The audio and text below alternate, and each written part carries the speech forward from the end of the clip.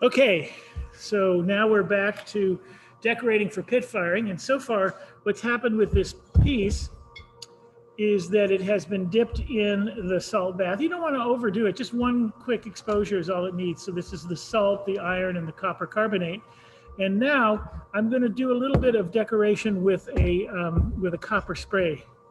And as I was saying, copper spray paint is interesting stuff. It's, you know, they, to make this metallic copper spray paint, they use real copper, and they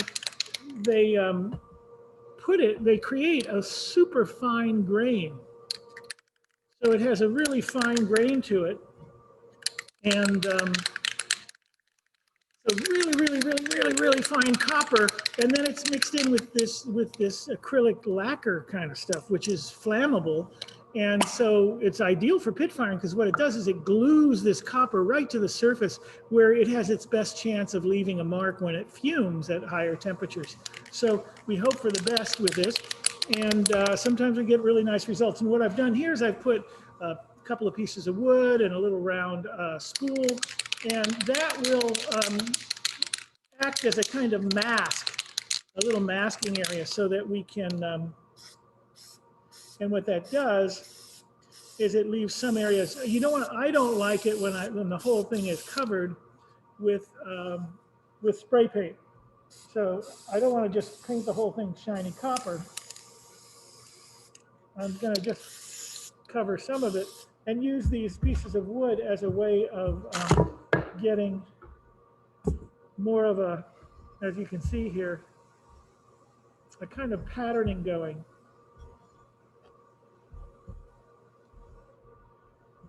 And then I just turn it and continue the process. I'll wait a little bit, let it dry up just a bit more. So you can use that.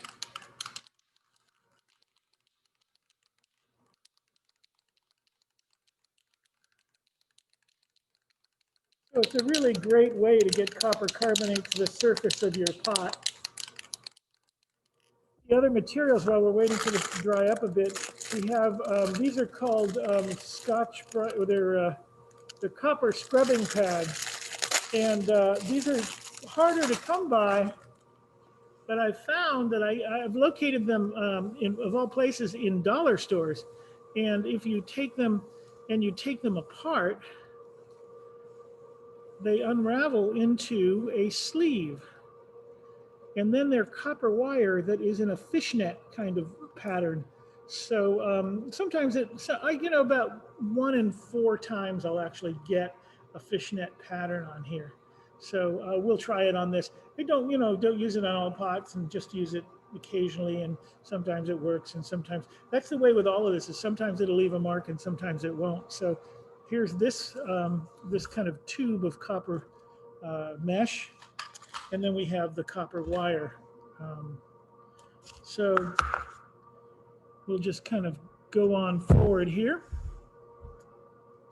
and we'll just do it on one other side here. So we can, again, put this down here. We'll do kind of a thing like that. And I'm just going to use the cover of the spray paint, whatever's at hand.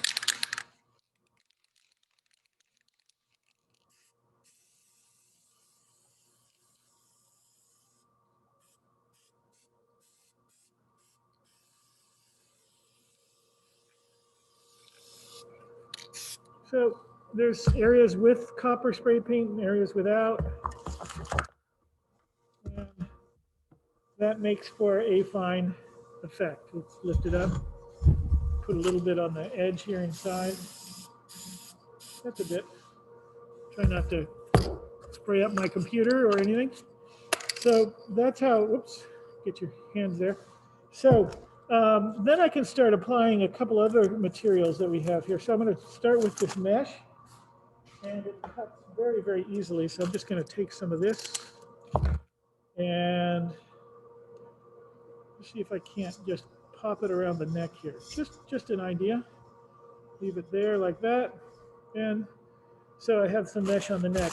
Another material that is great to use is steel wool. This very fine steel wool. This is 0, 000. The finer the better, but it makes a really great. What this does, and this is pretty consistent, is it leaves these little rust marks, like rusted steel.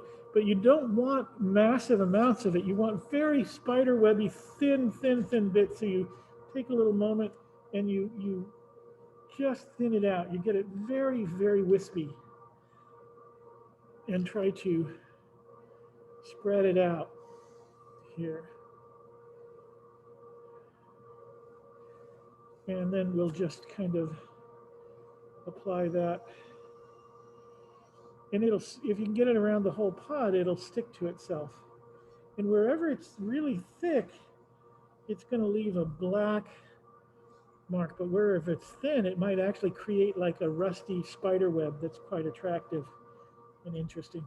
These are all methods that myself and my students developed over years of trial and error.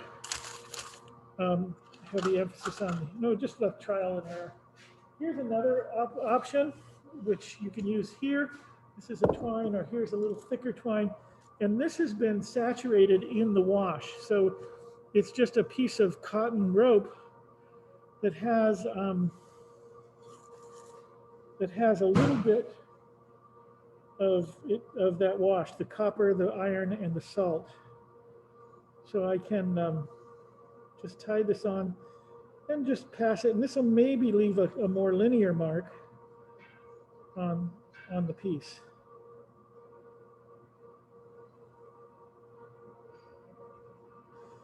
So I'm just gonna see if I can't get that anyway to go around the piece.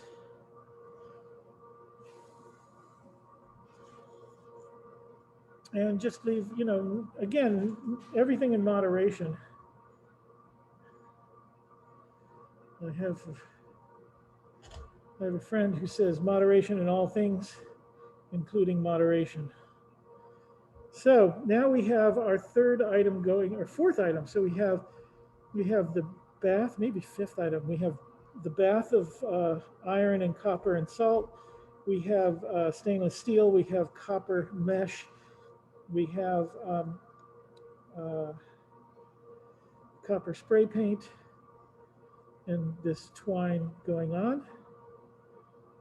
And that pretty much sets that up.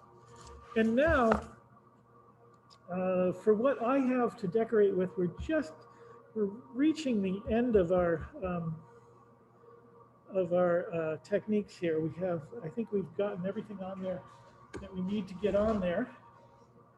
And then the next step is what I like to do, because if this burns off and falls off, it will not leave any, it won't influence the pot. You want it to be staying on the pot while it is burning, not to fall off. So what I've done here is I get this is some fine steel wire. It will not leave a mark, but it tends to melt at a higher temperature than the firing gets to. So this melts up at almost 1900 degrees, 2000, and we'll never get that hot in a pit firing. So what this does is it kind of just wraps the piece nicely in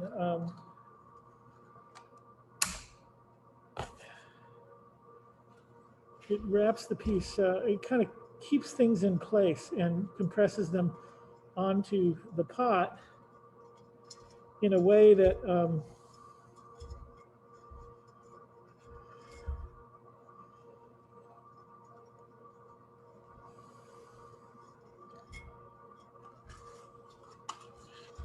so this kind of just keeps things tied to the pot. And this is Val's pot that we're working with. So it is the first one done. And